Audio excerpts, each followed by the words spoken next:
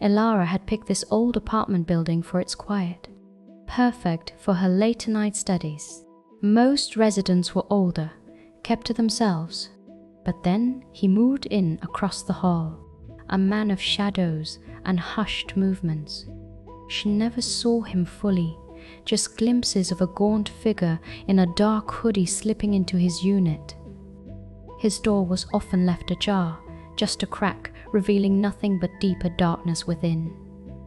No music, no TV, no talking. Just an echoing silence that somehow felt heavier than any noise.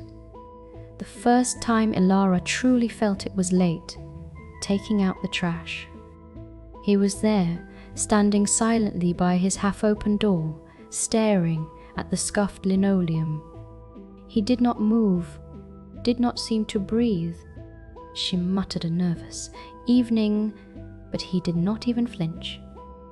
As she walked past, she felt a prickling on the back of her neck, an undeniable sense of being watched, not just by him, but through the dark sliver of his apartment door. It felt like an invitation to a place she never wanted to see.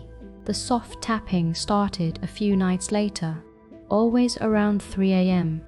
A gentle, irregular rhythm, like a branch against a window, but it was coming from her front door. She would peer through the peephole, heart hammering, but the hallway was always empty. Yet his door across the way, once just a crack, seemed to be opening wider each time, the darkness inside growing. She started barricading her door with chairs before bed, convinced he was testing her, waiting for an opportunity. The tapping never stopped, it just got closer.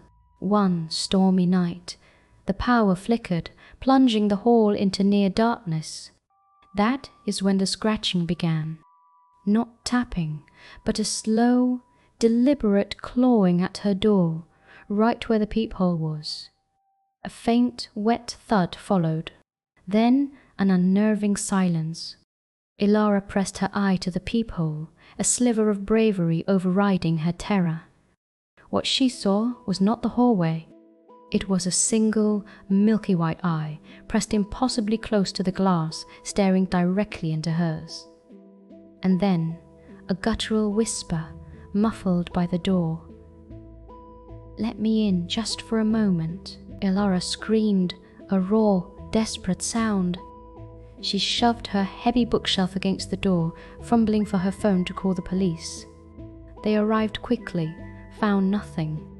His apartment across the hall was empty, the door wide open now, revealing only dusty floors and bare walls.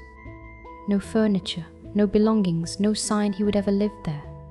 No one in the building knew who he was or where he went.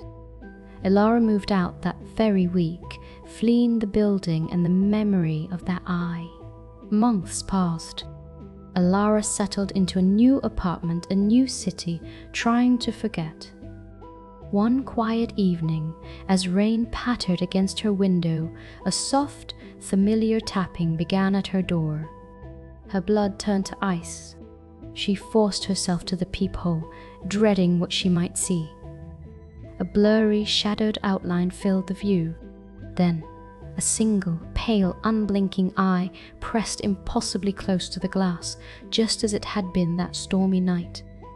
The whisper, faint but clear, ghosted through the door, just for a moment. He had not left. He was just waiting.